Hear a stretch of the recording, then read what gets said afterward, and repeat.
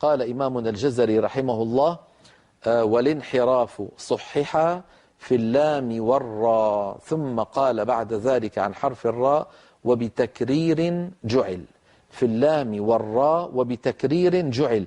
لم يبين إمامنا الجزري صراحة من الذي جعل، اعتمادا على لغة العرب وأن الضمير دائما يعود إلى أقرب مذكور.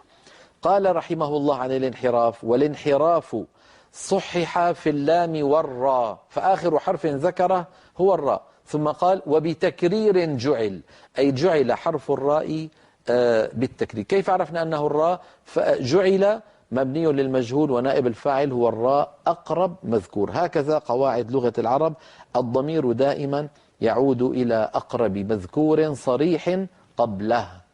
نرى اللوحة التي تبين لنا هذا الأمر. قال إمامنا الجزري رحمه الله في البيت 26 وهو البيت الأخير من صفات الحروف: في اللام والراء وبتكرير جعل. نرى على اللوحة ما هو التكرير. التكرير هو ارتعاد طرف اللسان بالراء ارتعادا خفيا نتيجة ضيق مخرجها. وليحذر القارئ من المبالغة في التكرير المؤدي إلى ظهور أكثر من راء.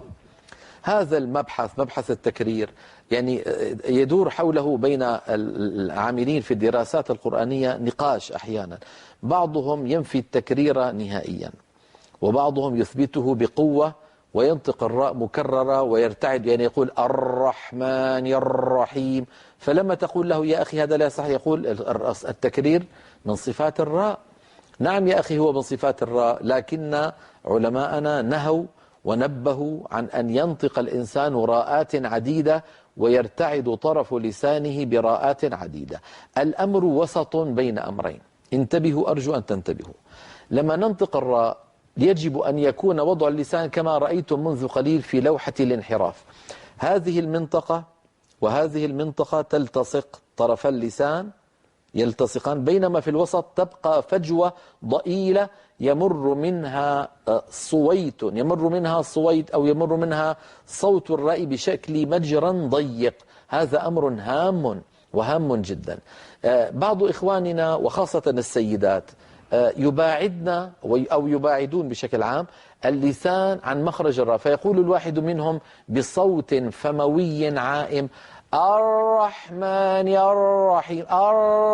يترك لسانه هكذا في الهواء معلقا، يعني بعيد ما يصطدم بشيء، بس رفعه رفعا ضئيلا ويخرج معه صوت لا معنى له، وليس براء، ليس هذا الصوت راء. الرحمن هذا الصوت هكذا ما له معنى. الراء يجب أن يقرع طرف اللسان مخرجها.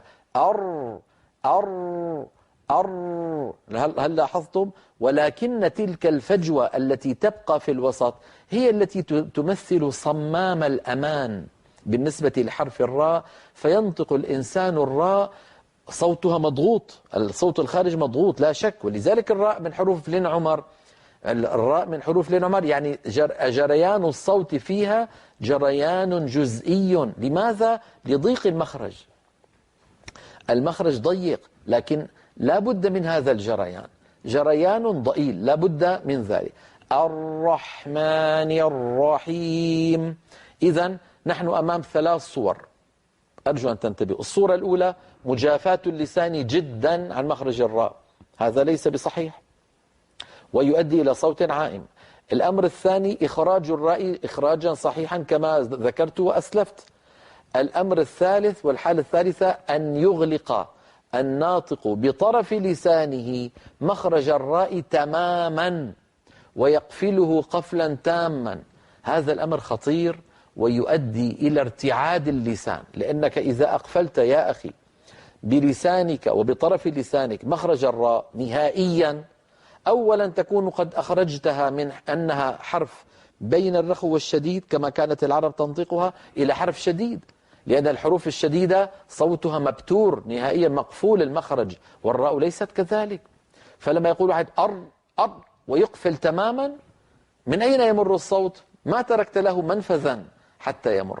إلى ماذا يؤدي هذا؟ يؤدي بارك الله فيكم إلى أن الهواء الخارج يضغط على اللسان ويجبره على النزول، فإذا نزل اللسان خرج الهواء الضاغط، فإذا خرج خف الضغط خلف اللسان فعاد اللسان فأقفل، فلما يقفل يعود فينشأ ضغط جديد فيضغط على اللسان فينزل، وهكذا فيؤدي هذا إلى ما يسميه العلماء التكرير أو التكرار الذي يؤدي إلى ظهور أكثر من راء.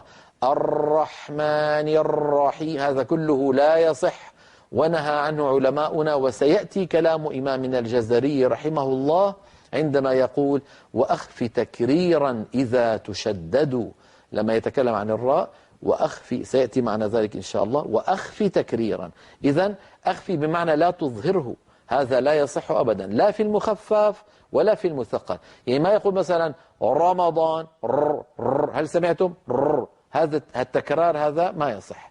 إذن نعود إلى اللوحة بارك الله فيكم حتى نستوعب ما التعريف مرة أخرى. التكرير هو ارتعاد طرف اللسان بالراء ارتعادا خفيا. لاحظوا كلمة ارتعادا خفيا. إذن هناك ارتجاف ضئيل جدا، ارتجاف ضئيل، ما سببه؟ نتيجة ضيق مخرجها. نعم. وليحذر القارئ من المبالغة في التكرير المؤدي إلى ظهور أكثر من راء. هذا هو مبحث التكرير، وهذا هو العيوب التي يمكن أن تكون مصاحبة لنطق الراء. مجافاة اللسان جدا، هذا لا يصح. إلصاق اللسان تماما وإحكام الإلصاق المؤدي إلى ظهور أكثر من راء. الرحمن هذا لا يصح. بقي الأمر الوسط، الرحمن الرحيم، را رو ري، هكذا نطق الراء، وهكذا تلقيناها عن أشياخنا رحمهم الله تعالى وجزاهم الله عنا خيرا، وهكذا هو المدون في كتب أئمتنا. فما تلقيناه من أشياخنا من أصوات مسموعة ومنطوقة مطابق تماما لما دونه أئمتنا منذ نهاية المئة الأولى ومنذ منتصف المئة الثانية هجرية إلى وقتنا هذا.